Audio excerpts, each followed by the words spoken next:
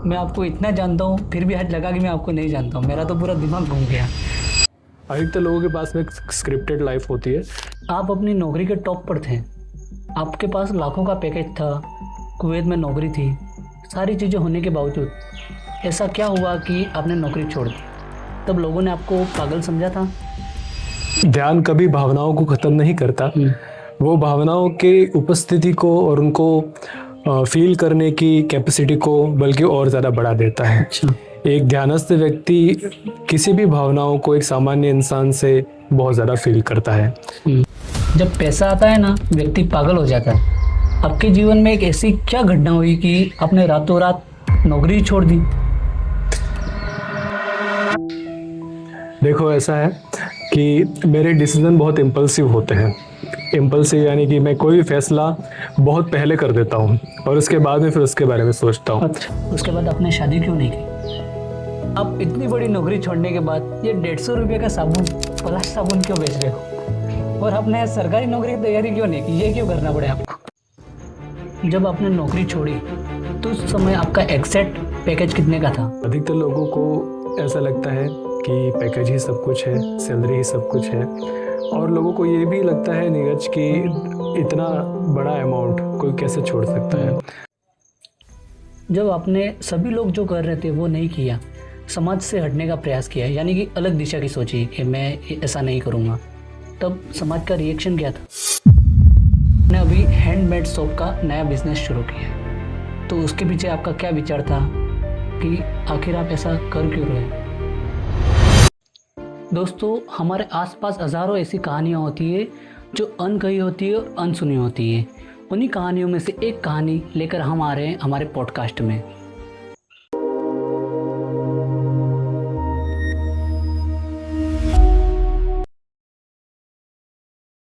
पहले तो भैया बहुत बहुत धन्यवाद, कम निवेदन पर आप हमारे सामने उपस्थित हुए हैं।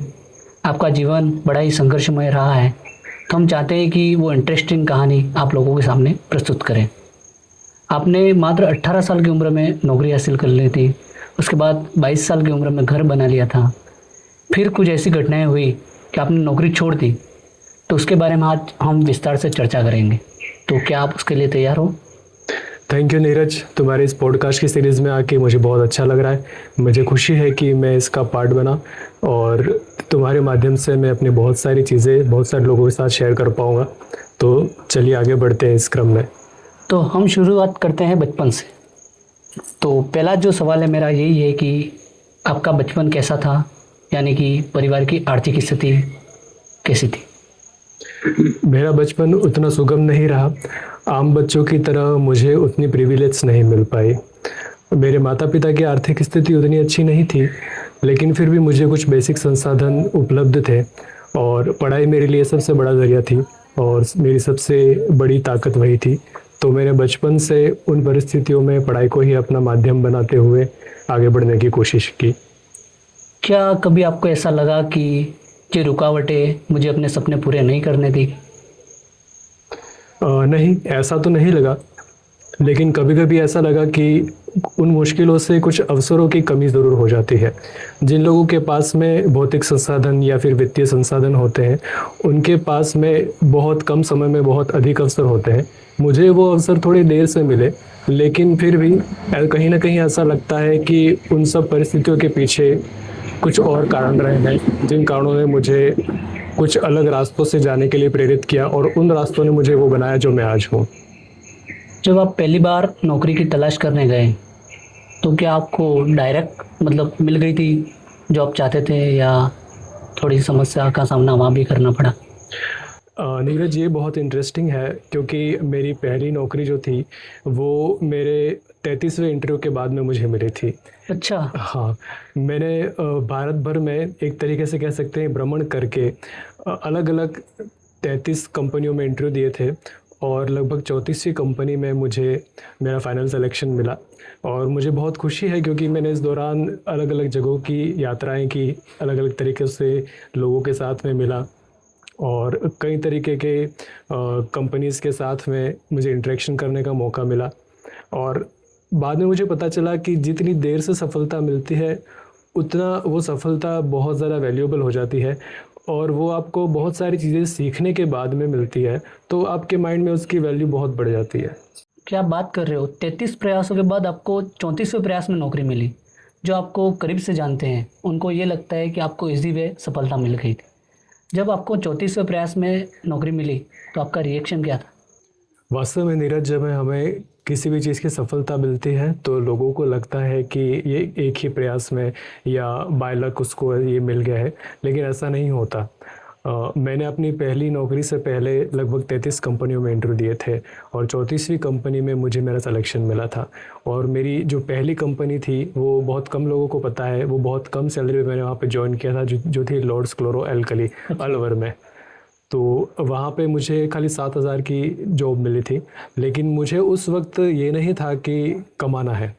जिस बैकग्राउंड से मैं आया था मुझे ऐसा ज़रूर था कि मुझे जल्दी से जल्दी एक इनकम का सोर्स मिल जाए, लेकिन एक एकेडमिक पर्सपेक्टिव से मेरे माइंड में ये था कि मुझे ज़्यादा से ज़्यादा सीखने मिले। जिस थ्योरेटिकल एकेडमिक्स को मैंने कॉलेज में सीखा था तो उसका प्रैक्टिकली नॉलेज मुझे लेने के लिए किसी न किसी इंडस्ट्री से जुड़ना था।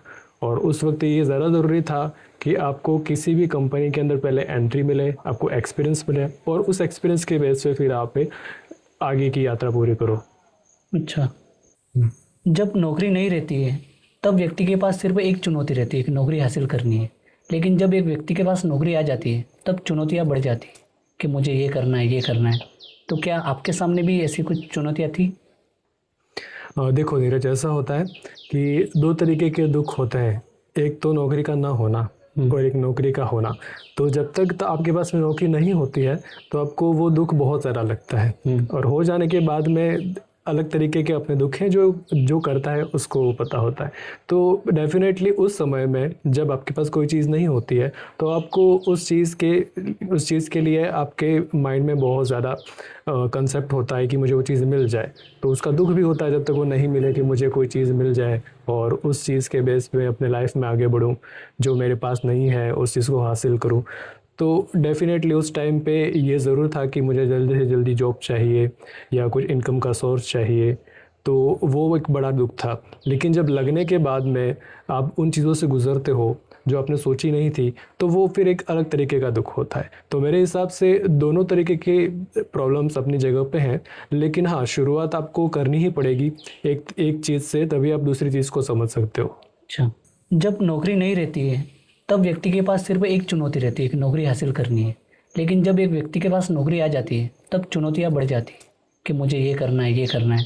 तो क्या आपके सामने भी ऐसी कुछ चुनौतियाँ थी? देखो नीरज, ऐसा होता है कि दो तरीके के दुख होते हैं। एक तो नौकरी का ना होना और एक नौकरी का होना। तो जब तक तो आपके पास में नौकरी नहीं होती है तो आपको वो दुख बहुत ज़्यादा लगता है, और हो जाने के बाद में अलग तरीके के अपने दुख हैं जो करता है उसको पता होता है।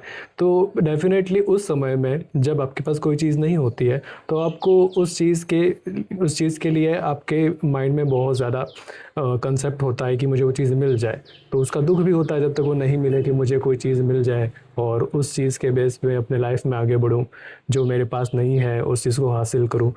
तो डेफ़िनेटली उस टाइम पे ये ज़रूर था कि मुझे जल्दी से जल्दी जॉब चाहिए या कुछ इनकम का सोर्स चाहिए।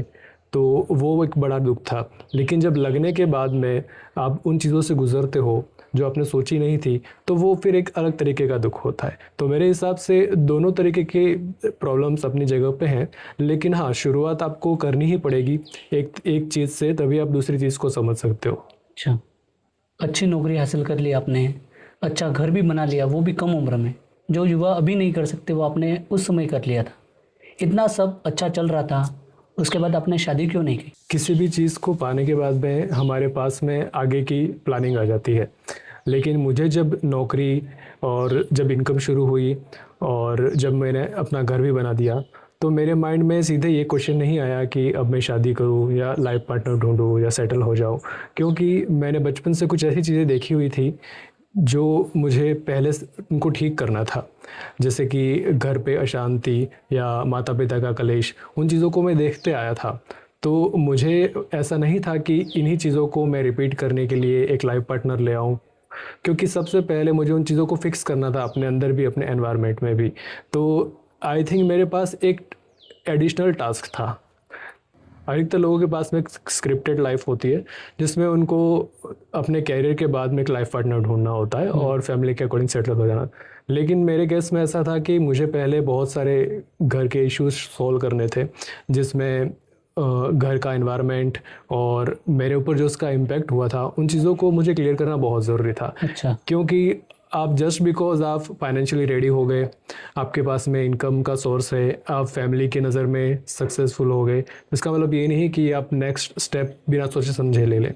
तो मुझे उस समय ये ज़रूरत थी कि मैं एक पॉज लूँ और ये सोचूं कि अब क्या मेरा नेक्स्ट स्टेप वही होना चाहिए जो सभी लोग करते हैं। अच्छा, जब आपने सभी लोग जो कर रहे थे वो नहीं किया, समाज से हटने का प्रयास किया, यानी कि अलग दिशा की सोची कि मैं ऐसा नहीं करूँगा, तब समाज का रिएक्शन क्या था?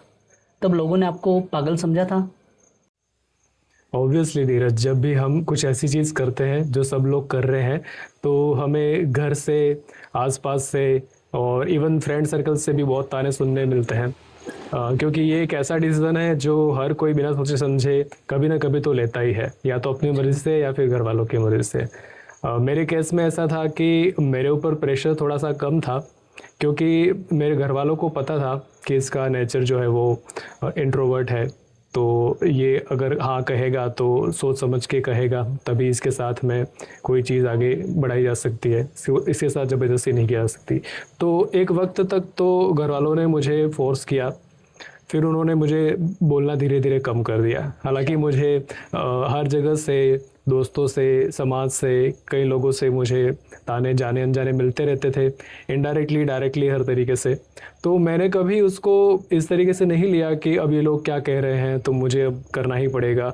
मुझे कोई दबाव कभी फील नहीं हुआ, क्योंकि अंदर से मुझे पता था कि मेरी जो प्रायोरिटी है वो कुछ अलग है। मुझे कुछ ऐसी चीज़ें करनी है जो आम लोगों के लिए है ही नहीं, और कुछ ऐसी चीज़ें जो मुझे एक्स्ट्रा करनी ज़रूरी है। उन चीज़ों को किए बिना मैं लाइफ का एक बहुत बड़ा डिसीजन नहीं ले सकता, जो कि शादी है। और शादी के बाद में आपको जाने अनजाने ऐसी चीज़ों में इन्वॉल्व होना पड़ता है कि आप उन चीज़ों को भूल जाते हो जो चीज़ें एक समय पर आप प्रायोरिटी में रखना चाहते थे। आप अपनी नौकरी के टॉप पर थे, आपके पास लाखों का पैकेज था, कुवैत में नौकरी थी, सारी चीज़ें होने के बावजूद ऐसा क्या हुआ कि आपने नौकरी छोड़ दी? अगर ये चीज़ें आज की तारीख में मेरे पास होती ना, मैं कभी नहीं छोड़ता। देखो नीरज, जब नौकरी की बात आती है, करियर की बात आती है, तब अधिकतर लोगों को यही लगता है कि उनको कितना पैसा मिल रहा है और वहीं पे वो टिके रहते हैं। मेरे मामले में ऐसा नहीं है। मैं पैसे की तुलना में अनुभव को और वातावरण को ज़्यादा महत्व देता हूँ। अगर मुझे कभी लगता है कि कोई वातावरण, कोई अनुभव मेरे लिए नहीं है, तो मुझे इससे फ़र्क नहीं पड़ता कि मुझे वहाँ से कितना पैसा मिल रहा है। मेरे लिए पैसा सेकेंडरी चीज़ है, अनुभव और वातावरण पहली चीज़ है। इसलिए मैंने ये नौकरी छोड़ी। जब आपने नौकरी छोड़ी तो उस समय आपका एग्जैक्ट पैकेज कितने का था और वो सन कौन सा था? 2017 की बात है। उस समय मैंने जॉब छोड़ी थी और उस समय मेरा कुवैत में पैकेज 2.5 लाख रुपये पर मंथ था। क्या बात कर रहे हो? 2.5 लाख? मेरी सैलरी अभी 12,000 रुपये है। इतना मेरा आज होता तो मैं कभी नहीं छोड़ता। ऑब्वियसली अधिकतर लोगों को ऐसा लगता है कि पैकेज ही सब कुछ है, सैलरी ही सब कुछ है, और लोगों को ये भी लगता है नीरज कि इतना बड़ा अमाउंट कोई कैसे छोड़ सकता है। लेकिन उनको वो वस्तुस्थिति पता नहीं होती है कि उस व्यक्ति के क्या कारण रहे होंगे। उनको ये पता होता है कि इसने क्या किया, ये नहीं पता होता है कि क्यों किया, और समझने की कोशिश भी हर कोई नहीं करना चाहता। मुझे ताज्जुब ये होता है कि मुझसे ज़्यादा लोगों को ये बात याद है कि मेरा कितना पैकेज था और मैंने कब क्या छोड़ा, ऑब्वियसली। और लोगों को ये लगता है कि मुझसे ज़्यादा पर्सनल नुकसान उनका हुआ है। अच्छा। हाँ, तो मेरे गांव में भी, मेरे जानने वालों में भी आज भी लोग जिक्र करते हैं, ऐसा बोलते हैं कि अगर तू आज तक वहाँ पे टिका रहता तो अब तक तो तेरे पास इतने करोड़ हो चुके होते। हाँ, जो मैंने भी कभी सोचा नहीं, वो कैलकुलेशन वो खुद करके बैठ चुके होते हैं कि अगर तू अभी तक वहाँ होता तो इतने करोड़ तेरे पास होते, इतने लाख होते, यहाँ पे ये कर रहा होता।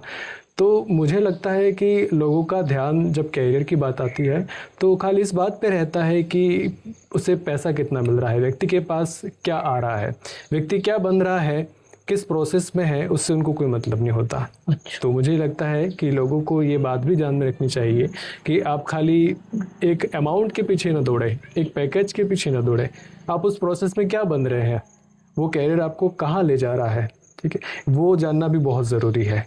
और वो हर किसी को महसूस हो ज़रूरी नहीं है। और मुझे लकीली बहुत सारी ऐसी चीज़ें पता चली, जीवन में बहुत सारी ऐसी चीज़ें बताई कि सही समय पर रुकना ज़रूरी है, ये मुझे पता लग गया। अदरवाइज़ क्या होता है कि लालच में या फिर कंफर्ट जोन में हम कभी भी ऐसे फैसले नहीं ले सकते जो उस एनवायरनमेंट से हमें बाहर निकाले। और एक हमें समाज का भी डर रहता है कि अगर हम एक बहुत अच्छे ओहदे से, बहुत अच्छी इनकम से अपने आप को विड्रॉ कर लेते हैं तो लोग क्या कहेंगे, परिवार वाले क्या कहेंगे, सोशल जजमेंट का डर रहता है। तो मैंने वो सब चीज़ें पहले से ही कहीं ना कहीं छोड़ दी थी। इसलिए मैंने कभी भी ये नहीं सोचा कि मैं कुछ भी कर रहा हूँ तो लोग क्या सोचेंगे। जब आपने नौकरी छोड़ दी तो परिवार और दोस्तों का रिएक्शन क्या था? गालियाँ तो मिली होगी उस समय। ऑब्वियसली नीरज, पैसा किसे अच्छा नहीं लगता। हाँ। और घर वालों को एक कमाता हुआ लड़का बहुत प्यारा होता ऐसे है। ही। और जब जब एक बार उनको लहू मुंह लग जाता है और वो फिर उनका उनका वो फीड बंद हो जाता है, वो मिलना बंद हो जाता है, तो उनको फिर लगता है कि ये तो मामला थोड़ा गड़बड़ हो गया। हालांकि मेरे परिवार के बारे में ऐसा नहीं था। वो लोग बहुत लड़ाकू थे, बहुत ऐसे थे कि उनको हर बात में इंटरफेयर करना था। लेकिन लकीली इस बात पे उन्होंने इतना ज़्यादा फोर्स नहीं दिया। अच्छा। उनको कहीं ना कहीं ये पता था कि इसकी चॉइसेस जो होती है वो बहुत ज़्यादा इसकी पर्सनल होती है, इस पर कभी भी दबाव नहीं डाला जा सकता, इस पे कभी भी दबाव नहीं डाला जा सकता। और यही चीज़ उन्होंने मेरे कैरियर में और मेरे पर्सनल डिसीजन में उन्होंने हमेशा रखी। जब पैसा आता है ना, व्यक्ति पागल हो जाता है। आपके जीवन में एक ऐसी क्या घटना हुई कि आपने रातों रात नौकरी छोड़ दी? देखो, ऐसा है कि मेरे डिसीजन बहुत इम्पल्सिव होते हैं। इम्पल्सिव यानी कि मैं कोई भी फैसला बहुत पहले कर देता हूँ और उसके बाद में फिर उसके बारे में सोचता हूँ। अच्छा। ये फैसले मेरे अंदर से आते हैं, अंतर मन से आते हैं, तो मैं हमेशा उसकी आवाज़ सुनता हूँ। मुझे ये तो होता है कि क्या मैं ये रिस्क ले रहा हूँ, लेकिन मुझे ये भी पता होता है कि जो रिस्क मैं ले रहा हूँ उससे मुझे जो मैंने छोड़ा है उससे ज़्यादा ही मिलेगा। अब क्या मिल रहा है और क्या छूट रहा है, उसकी परिभाषाएं सब लोगों के लिए अलग अलग होती हैं। लोगों को यही दिखता है कि मैंने क्या छोड़ दिया, लोगों को ये नहीं पता है कि मुझे क्या मिला। क्या आपको कभी भी लगा कि नौकरी छोड़ने का निर्णय आपका गलत था? नहीं। आध्यात्मिक मार्ग से आप कैसे जुड़े? अध्यात्म का मार्ग मैंने चुना नहीं है। होता क्या है नीरज कि जब भी किसी व्यक्ति के जीवन की सफरिंग इस हद तक बढ़ जाती है कि उसके पास में और कोई उपाय ही नहीं होता, उसको जागना ही होता है, जागना ही अंतिम उपाय होता है। तो मैंने कभी आध्यात्म को नहीं चुना, आध्यात्म ने मुझे चुना है। आध्यात्मिक मार्ग से जुड़ने के बाद आपने ऐसा क्या अनुभव कर लिया कि मतलब ये सारी दुनिया आपको अलग ही लगने लगी? अध्यात्म के मार्ग पे चलने पे हमें कुछ अलग विशिष्ट अनुभूति नहीं होती। हमें बस वह पता चलने लग जाता है जो पहले से है, लेकिन हमारी आंख उसके लिए बंद होती है। हम अपनी लाइफ में बहुत सारी चीज़ों में बिज़ी रहते हैं और बहुत सारे ऐसे हम रोल प्ले करते हैं जो हमारे खुद के ही नहीं होते। एग्जैक्टली होता क्या है कि हमारी लाइफ में अधिकतर चॉइसेस हमारी होती ही नहीं हैं, वो किसी और की होती है। या तो समाज की दी होती है, या वो एक्सपेक्टेशन अपने दोस्तों की होती है, या आपके स्कूल के गुरुजनों की होती है, या फिर शादी के बाद में आपके जो स्पाउसेस हैं, आपकी वाइफ होगी, आपके बच्चे होंगे, तो आप उन सभी जिम्मेदारियों को, उनकी अपेक्षाओं को पूरा करने के लिए एक ऐसे रास्ते पे चल निकलते हैं जो पहले बात आपका था ही नहीं। तो मुझे बहुत जल्दी आध्यात्म ने ऐसी बातें सिखाई जो पहले से सत्य था, उसकी तरफ मेरी आंख खोल दी। तो मुझे कुछ स्पेशल नहीं मिला, मुझे वो दिख गया जो पहले से था, लेकिन उस तरफ मेरी आंख नहीं थी। तो ये कोई विशिष्ट बात नहीं है, ये बात पहले से ही साफ थी, बस मेरी नज़र उस पर नहीं थी। आध्यात्म ने खाली इतना किया कि मुझे उस तरफ मोड़ दिया, तो मेरे दिमाग में एक अलग ही सत्य की तरफ पर्सपेक्टिव खुल गया। मुझे पता नहीं कि ये पूछना सही होगा या गलत, फिर भी पूछ लेता हूँ। मैंने सुना है कि जब आपके माता पिता की डेथ हुई थी तो आपके कोई रिएक्शन ही नहीं थे, आप रोए नहीं थे, तो क्या आपको कभी लगा कि ध्यान ने आपके अंदर की भावनाएं ही खत्म कर दी है? नहीं नीरज, ध्यान कभी भावनाओं को ख़त्म नहीं करता। वो भावनाओं के उपस्थिति को और उनको फील करने की कैपेसिटी को बल्कि और ज़्यादा बढ़ा देता है। अच्छा। एक ध्यानस्थ व्यक्ति किसी भी भावनाओं को एक सामान्य इंसान से बहुत ज़्यादा फील करता है। लेकिन जहाँ तक किसी के गुजरने की बात है, किसी की मृत्यु की बात है, एक ध्यानस्थ व्यक्ति मृत्यु को अलग तरीके से देखता है। उसके लिए मृत्यु का मतलब खाली संसार से गायब हो जाना नहीं है। वो मृत्यु को एक लॉस की तरह नहीं देखता। अच्छा। मैंने जैसे पहले बताया था कि ध्यान आपको पहले से जो मौजूद सत्य है उसकी तरफ साक्षात्कार करवाता है। तो मुझे कहीं ना कहीं पहले से ये अनुभूति थी कि मृत्यु जीवन का अंतिम सत्य नहीं है। और जीते जी मनुष्य जिस तरीके से जीता है वो ज़्यादा महत्वपूर्ण है। जिस तरीके से वो अपने जीवन को गुजारता है, जिस तरीके से वो अपने जीवन को परिभाषा देता है, वो ज़्यादा महत्वपूर्ण है। ये नहीं कि वो कब और कैसे चला जाता है। तो इसलिए मेरे मन में दुख ज़रूर था, लेकिन ऐसी कोई सामाजिक भावनाएं मेरे ऊपर हावी नहीं हुई, या मुझे ऐसा कोई भी भावनात्मक आवेग नहीं आया कि मैं फूट फूट कर रहा हूँ या मुझे बहुत ज़्यादा बेकाबू इमोशनल आवेग आए। ऐसा नहीं हुआ। और वास्तव में जो तुम्हारे अंदर आता हो वही बाहर प्रकट करना चाहिए। मैं किसी भी भाव को कभी भी बाहर बनाकर पेश नहीं कर सकता, और इसलिए किसी का संसार में आना और जाना मुझे उदासीन लगता है। और यही वजह है कि मैं अपने माता पिता के विदाई पे भी नहीं रोया। हालांकि ऐसा कहना चाहिए कि मैंने उन्हें इस तरीके से विदाई दी कि उनको दुख न हो, क्योंकि मैं एक ऐसे सत्य को जानता हूँ जो आम लोगों को नहीं पता है। अगर हम किसी के विदाई पे उस दर्द को फील करके रोते हैं, उनके जाने का दुख मनाते हैं, तो वास्तव में उस आत्मा को तो पता चल जाता है कि मृत्यु जैसा कुछ होता ही नहीं है। क्योंकि उसको तो अपना अस्तित्व अभी भी महसूस होता है कि मैं तो अभी भी हूँ। तो फिर वो उस सत्य को आप सबके साथ बांटना चाहती है कि तुम सब लोग व्यर्थ में परेशान मत हो, दुखी मत हो हमारे लिए। हम अभी भी हैं, हमारा अस्तित्व अभी भी है, बस हम शरीर में नहीं हैं, तुम्हें देख नहीं सकते। तो उल्टा वो रोते हुए लोगों को चुप करना चाहते हैं कि तुम्हारा रोना व्यर्थ है, और तुम जितना रोओगे उतना हमारी मुक्ति में बाधा होगी, हम आगे नहीं बढ़ पाएंगे। क्योंकि तुम रोओगे, तुम्हें रोता हुआ छोड़कर हम अपनी आगे की यात्रा कैसे पूरी कर ले। तो एक रीज़न ये भी है कि अगर आप किसी के जाने पे बहुत ज़्यादा दुखी हो तो ये आपके लिए ठीक है कि आप उस भावों को फील कर रहे हैं, लेकिन आप उसको इतना प्रकट कर रहे हैं, बेकाबू हो रहे हैं, तो वो उन लोगों के लिए ज़्यादा मुश्किल बात है जो लोग चले गए हैं। वो उनको, उनकी प्रगति को, उनके आत्मलोक में उनकी यात्रा को उल्टा रोक देता है। मैं आपको इतना जानता हूँ, फिर भी आज लगा कि मैं आपको नहीं जानता हूँ। मेरा तो पूरा दिमाग घूम गया। ऐसी बात है। फिर भी पॉडकास्ट में आगे बढ़ते हैं। अब बात करते हैं वर्तमान की। आपने अभी हैंडमेड शॉप का नया बिजनेस शुरू किया है, तो उसके पीछे आपका क्या विचार था? देखो नीरज, हैंडमेड शॉप ही नहीं, बहुत सारी चीज़ें ऐसी हैं जो मैं क्रिएट करना चाहता था। तो मैंने शुरुआत इससे इसलिए की क्योंकि हर व्यक्ति अपने दैनिक जीवनचर्या में साबुन का यूज़ करता है, जो कि ऐसी वस्तु है जो शरीर के सबसे बड़े अंग पे हम लगा रहे हैं।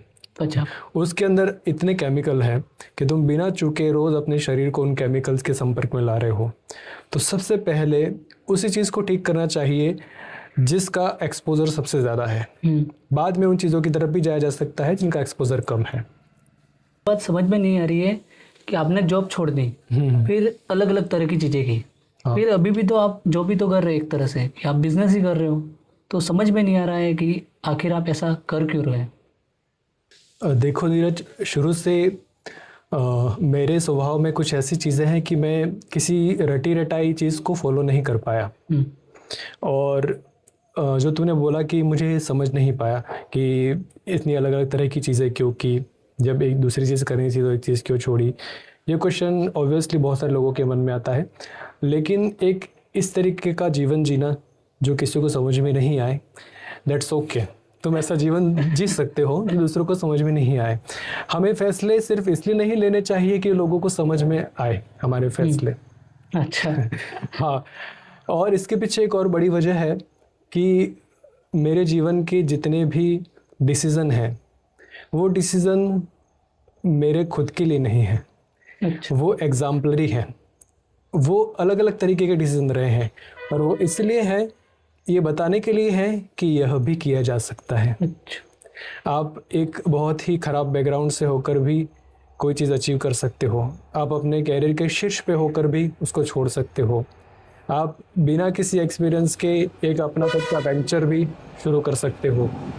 आप बिना सामाजिक डरों का पालन किए भी जी सकते हो। अच्छा। आप अपनी उस एज में जब आपके साथ वाले सब शादी करके दो दो बच्चों के साथ में अपने आगे की फैमिली प्लानिंग कर रहे हो, तब भी आप अकेले एकांत में रह सकते हो। ये सब चीज़ें एग्जाम्पलरी हैं, ये उदाहरण सेट करने के लिए है कि ऐसा भी किया जा सकता है। मैं यहाँ किसी सिस्टम को फॉलो करने के हिसाब से नहीं हूँ। मैं सिस्टम को एक नया मोड़ देना चाहता हूँ कि फ्लेक्सिबल हो, यह भी किया जा सकता है। उस बात का एग्जाम्पल मैं सामने रखना चाहता हूँ और मैं रख रहा हूँ। और आगे भी ऐसे बहुत सारे डिसीजन होंगे मेरे जो ये बताएंगे कि ऐसा भी कोई कर सकता है। और ये इसलिए नहीं है कि कोई इसको फॉलो करे, ये बस मेरे यहाँ आने के उद्देश्य में शामिल है। मेरे इस जीवन में आने के उद्देश्य में ये शामिल है कि मुझे ऐसी चीज़ें करने के लिए दी गई, मेरे सिलेबस में शामिल है, ऐसा कह सकते हो, जो कि लोगों को समझ में नहीं आएंगी, लेकिन उन लोगों के लिए ज़रूर एग्जाम्पल बनेंगी जो कभी ना कभी पथ से हट के कुछ अलग करना चाहते हैं। तो उनके पास हर तरीके के एग्जाम्पल रहेंगे। इतनी खतरनाक बातें जानने के बाद अब मुझे ये लग रहा है कि ये सवाल पूछना चाहिए कि नहीं पूछना चाहिए, फिर भी पूछ ही लेता हूँ कि आप इतनी बड़ी नौकरी छोड़ने के बाद ये 150 रुपये का साबुन, पलाश साबुन क्यों बेच रहे हो? और आपने सरकारी नौकरी की तैयारी क्यों नहीं की? ये क्यों करना पड़े आपको? देखो नीरज, ये क्वेश्चन खाली तुम्हारा ही नहीं है, तुम्हारे माध्यम से ये अनेक लोगों का प्रश्न है। और ऑब्वियसली जिस माहौल में हम रहते हैं यहाँ पे ये क्वेश्चन तो आता ही है। मैंने सरकारी नौकरी इसलिए नहीं की क्योंकि सरकारी नौकरी में जब हम लग जाते हैं उसके बाद में हमारे ऊपर बहुत सारी अपेक्षाएं और जुड़ जाती हैं कि ये व्यक्ति अब सेटल हो गया, अब तो इसके लिए एक सुरक्षा हो गई, अभी ये वहाँ से कभी नहीं निकला।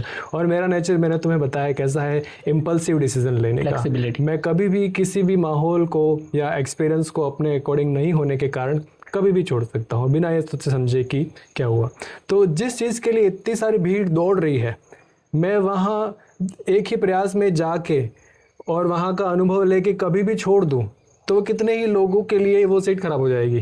उससे अच्छा कि वो बंदा जो उसके लिए मर रहा है, जो तड़प रहा है, वो लग जाए और जिंदगी भर वहाँ पे जम के बैठा रहे। क्योंकि मैं जमने के लिए नहीं हूँ और सरकारी नौकरी जमने के लिए है। और मुझे ऐसा लगता है कि नौकरी या फिर सरकारी या गैर सरकारी ऐसा कुछ भी नहीं होता। अगर आपको अपनी कैरियर में, अपनी जॉब में मज़ा आ रहा है तो वो सरकारी नौकरी से भी ज़्यादा है। और सरकारी नौकरी ना करने का दूसरा रीज़न भी है कि अधिकतर लोगों को सरकारी नौकरी शादी के लिए चाहिए, एज ए टोकन। उनके लिए पास है कि आपके पास सरकारी नौकरी होगी तो आपको शादी का सीधा रास्ता दिख जाएगा। और मेरे केस में ऐसा है नहीं। मुझे शादी को लेकर कोई दबाव नहीं है कि ये होगी तभी मेरी शादी होगी, तो चलो चलो दौड़ के सरकारी नौकरी ले लेते हैं। तो इसलिए मैंने कभी गंभीरता से इस विषय में नहीं सोचा। इसका ये मतलब नहीं है कि मैं कभी सरकारी नौकरी नहीं करूंगा या मुझे अच्छी नहीं लगती या फिर उससे नफरत है। हाँ, अगर कभी ऐसा संयोग बना कि जो कार्य मुझे पसंद है और जैसा प्रोफाइल मुझे पसंद है, जैसी भूमिका मुझे निभानी पसंद है, वो अगर मुझे मिल रही है तो इट डजंट मैटर कि सरकारी है गैर सरकारी है, इससे कोई फ़र्क नहीं पड़ता। और तुम्हारे प्रश्न का दूसरा भाग कि मैंने ये 150 रुपये का साबुन बेचना है क्यों यह पसंद किया, तो ये बहुत ही अच्छा क्वेश्चन है। देखो, जब हम कोई चीज़ खुद से बना रहे हैं, क्रिएट कर रहे हैं और उसको जब हम किसी और के साथ में शेयर कर रहे हैं तो हमारा इंटेंशन उसके पीछे होता है। ठीक है, तो ये 150 रुपये का साबुन एक नई परिवर्तन की शुरुआत है। और ये परिवर्तन उस सिलसिले में है कि व्यक्ति को वापस नेचर के नज़दीक लाना। हम रोज़मर्रा की ज़िंदगी में ऐसी चीज़ों को यूज़ कर रहे हैं जो नेचुरल नहीं है, जो सिंथेटिक है और केमिकल से भरी हुई है, और हम जाने अनजाने उनका यूज़ करते रहते हैं। और हमारे ग्रंथों में, हमारे वेदों में, हमारे आयुर्वेद के ग्रंथों में ऐसी बहुत सारी अनमोल चीज़ें, बहुत सारी अनमोल कीमियाँ पड़ी हैं जिनका यूज़ करके हम घर से ही बहुत सारी अच्छी चीज़ों को अपने शरीर के लिए, अपने स्वास्थ्य और सौंदर्य के लिए यूज़ कर सकते हैं। लेकिन इतना समय किसी के पास नहीं होता, इसलिए हमने पलाश के माध्यम से एक ऐसी पहल शुरू की है कि वापस व्यक्ति प्रकृति से जुड़े, अपने जीवन के उन सत्यों से जुड़े जिनका उपयोग करके वो स्वस्थ और सुंदर जीवन जी सकता है। तो इसकी शुरुआत है, और इससे ऐसा लगता है कि कहाँ एक अर्श पे पहुंचा हुआ व्यक्ति जिसकी इतनी सैलरी है, और कहाँ ये एक छोटा सा प्रोडक्ट। लेकिन मैं कहना चाहूँगा, या जिन लोगों को पता भी है जो बिजनेसेस चलाते हैं, एक छोटे प्रोडक्ट को, भले उसका साइज़ कितना ही छोटा हो, उसकी वैल्यू कितनी ही कम हो, उसको आप एन नंबर ऑफ पीपल्स को सेल करके एक सैलरी से भी ज़्यादा इनकम जनरेट कर सकते हैं। ठीक है, अगर आपको एक यूनिट दिख रहा है और उसका यूनिट प्राइस दिख रहा है, इसी को अगर मैं 1000 लोगों को बेच दूँ तो उसकी क्या वैल्यू हो जाएगी? हाँ सही।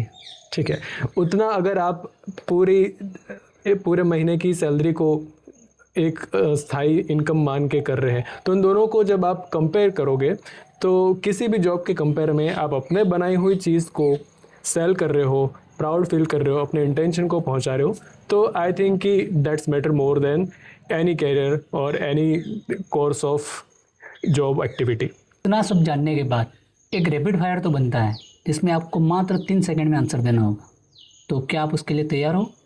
मैं तैयार हूँ। ठीक है, तो मेरा पहला प्रश्न ये है कि सबसे गंभीर बीमारी कौन सी है? 2 ही बीमारियां हैं दुनिया में, इन्फ्लेमेशन और म्यूकस। मतलब इनका? इन्फ्लेमेशन का मतलब शरीर के अंदर के अंगों में सूजन होना, हाँ। और म्यूकस का मतलब शरीर के अंदर स्राव का इकट्ठा होना, जिसे हम कफ कहते हैं आयुर्वेद में। 3 महान व्यक्ति जिनको आप बहुत ही ज़्यादा पसंद करते हो? Carl Sagan, Nikola Tesla and Osho. मैं नहीं जानता हूँ 2 को 2, लेकिन ठीक है। 3 किताबें जो आपने बहुत ही ध्यान से पढ़ी हो? Adventures of consciousness, life divine and supernatural life. इनमें से कोई एक किताब आप सजेस्ट करना चाहते हो किसी एक को कि ये पढ़नी ही चाहिए? Life divine.